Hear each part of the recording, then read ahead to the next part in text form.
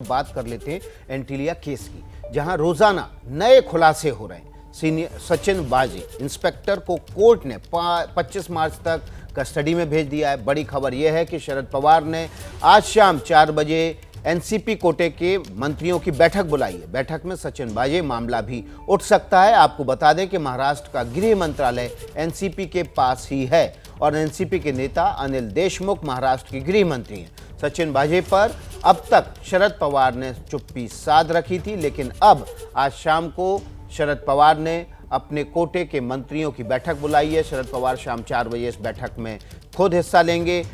आपको बता दें गृह मंत्रालय भी एनसीपी के पास है। अनिल देशमुख गृह मंत्री हैं और अनिल वाजे पर अब तक शरद पवार की चुप्पी है। तो इस वक्त की बड़ी खबर है अनिल वाजे को लेकर।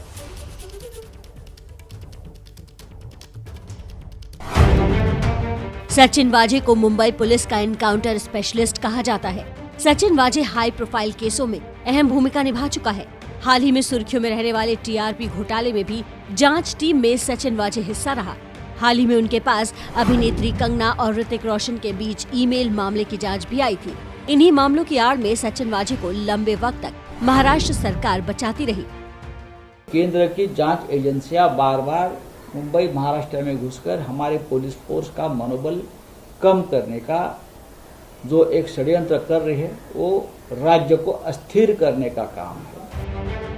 इस बीच वाजे के हाथ एंटीलिया केस की जांच भी आ गई। अब वाजे इसी केस में गिरफ्तार भी हो गए। विशेष रूप से हम लगातार ये कह रहे थे कि ये बहुत गंभीर घटना है और सचिन वाजे के ऊपर कार्रवाई होनी चाहिए, लेकिन उस समय मुख्यमंत्री जी और गृह मंत्री जी केवल उनका बचाव कर रहे थे, मानो उनके वकील हो। इस प्रकार से उस संदर्भ में बातें हो रही थी। देखिए, सचिन वाजे मुंबई पुलिस के एक अफसर है। मैं मानता हूं कि बहुत ही कामयाब और होनहार अफसर है। इन्वेस्टिगेशन करने में वो बहुत ही होशियार अधिकारी है। लेकिन आपको जानकर हैरानी होगी कि जिस सचिन वाजे पर महाराष्ट्र सरकार और शिवसेना को इतना भरोसा है, वो वाजे 16 साल तक पुलिस डिपार्टमेंट से सस्पेंड रहा है। दरअसल ख्वाजा यूनुस नाम के एक आरोपी की पुलिस कस्टडी की मौत के चलते उन्हें सस्पेंड कर दिया गया था, जो 2 दिसंबर 2002 के घाटकोपर बम धमाके केस में संदिग्ध था। पिछले साल 2020 में ही सचिन वाजे को दोबारा नौकरी में लिया गया था। मुंबई पुलिस की CIU का इंचार्ज बनाया गया था। शिवसेना नेताओं से वाजे के करीबी होने की बातें तो और भी हैं, क्योंकि जिसके बाद 30 नवंबर 2007 में वाजे ने अपना इस्तीफा दे दिया था और इसके बाद 2008 की दशहरा रैली में वाजे शिवसेना में शामिल हो गए। लेकिन वक्त बदला और महाराष्ट्र के सीएम पद का ताज शिवसेना के उद्धव ठाकरे के सिर पर सज गया। यहाँ से वाजे के दिन भी बदल गए। वाजे वापस पुलिस फोर्स में आ गए। वाजे शिवसेना की जुगलबंदी को लेकर पूर्व मुख्यमंत्री देवेंद्र फडणवीस ने कई आरोप लगाए हैं। जिस समय मैं गृह मंत्री और मुख्यमंत्री था, उस समय भी शिवसेना के नेताओं ने आकर इनको वापस लिया जाए इस प्रकार की मांग रखी थी। उस समय मैंने एडवोकेट जनरल जी को वो पूरी फाइल दिखाई थी और उन्होंने मुझे सलाह दी थी कि ये हाईकोर्ट से सस्पेंडेड है और इस प्रकार से इनको नहीं लिया जा सकता। लेकिन बावजूद उसके जैसे ये नई सरकार आई तो नई सरकार ने कोरोना का बहाना देकर उनको वापस लिया। वैसे वजह तो और भी कई हैं। आखिर क्यों शिवसेना सचिन वाजे का नाम सुनते ही आग बबूला हो जाती है? सूत्रों के मुताबिक खबर है कि NIA की जांच के दायरे में शिवसेना के कुछ नेता और पुलिस अधिकारी भी शामिल हो गए हैं। सूत्रों के मुताबिक इस मामले में मुख्य गवाह मनसुख की अंतिम लोकेशन भी एक नेता के कार्यालय के करीब पाई गई है।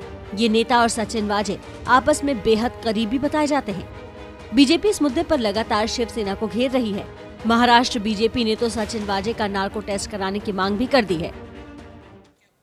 तो देखिए, इस मामले पर लगातार राजनीति हो रही है। हमारे संवाददाता सूरज ओझा सामने हमारे साथ जुड़े हुए हैं मुंबई से सीधे। सूरज, बहुत ज्यादा राजनीति हो गई है सचिन वाजे पर, अब आगे क्या?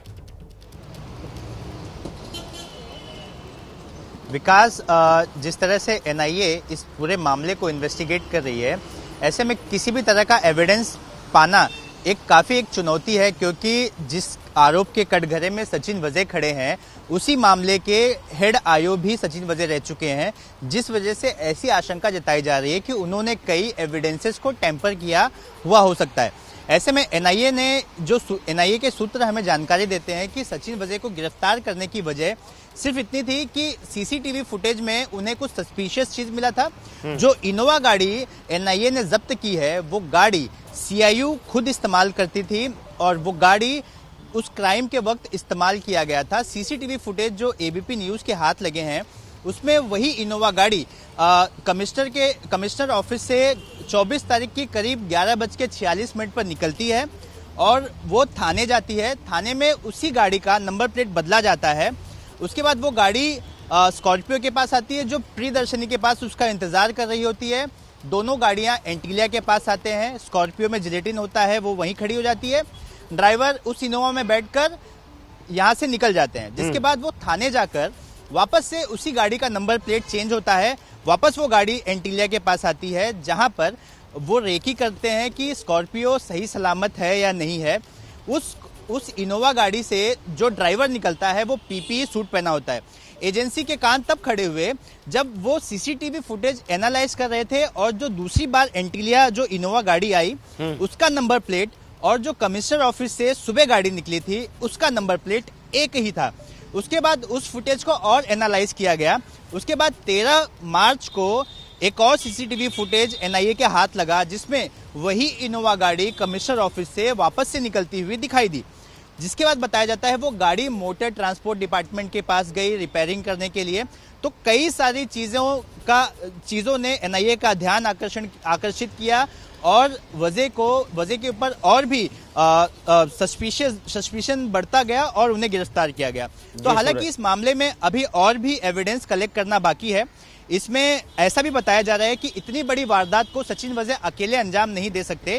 अगर इसमें वो इन्वॉल्व हैं तो डेफिनेटली उनके साथ और भी एक बड़ी टीम होगी, तो उस टीम के बाकी के सदस्यों का पता एनआईए लगा रही है। जी सूरज, आप बने रहिए इस बड़ी खबर पर। बड़ी जानकारी सूरज ओझा ने दी। सीधे ओम प्रकाश तिवारी का रुख कर लेते हैं, दिल्ली से जुड़े हुए हैं। ओम प्रकाश, इस पूरी कहानी के पीछे सचिन वाजे का मकसद क्या था?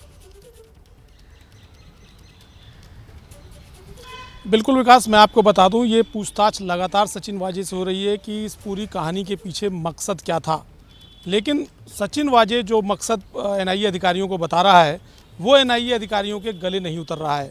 सचिन वाजे ने पिछले 24 घंटे की पूछताछ के दौरान अपने बयान कई बार बदले हैं। इसी बयान बदलने के दौरान उसने एक बार कहा कि उसने फेम के लिए ये गेम किया था। लेकिन एनआईए अधिकारियों की समझ में ये नहीं आ रहा कि फेम के लिए कोई पुलिस अधिकारी इतना बड़ा गेम कैसे कर सकता है कि वो जिलेटिन की 20 छड़ें ले आकर मुकेश अंबानी के घर के पास खड़ी करा दे या कर दे। लिहाजा उसकी बयानों पर एनआईए को विश्वास नहीं है। दूसरी अहम बात मैं आपको बता दूं कि अब वाजे की मुश्किलें और बढ़ती जा रही हैं।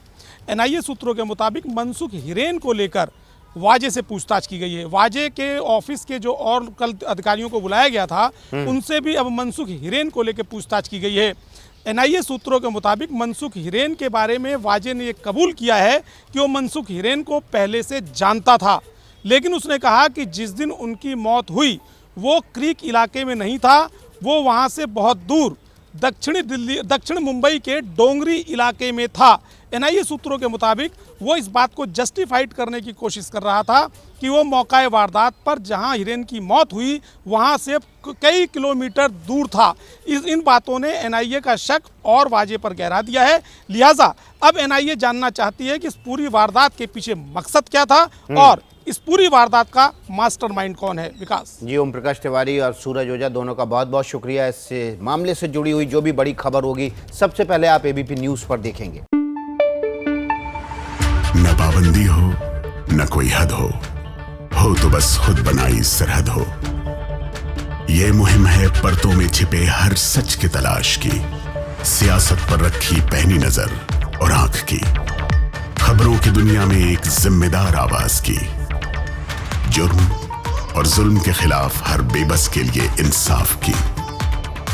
जब कोई हद नहीं इंसानियत के लिए जज्बात की, जब कोई हद नहीं खुशियों और ख्वाब की, तब कोई हद क्यों हो नए नजरिए और बदलाव की।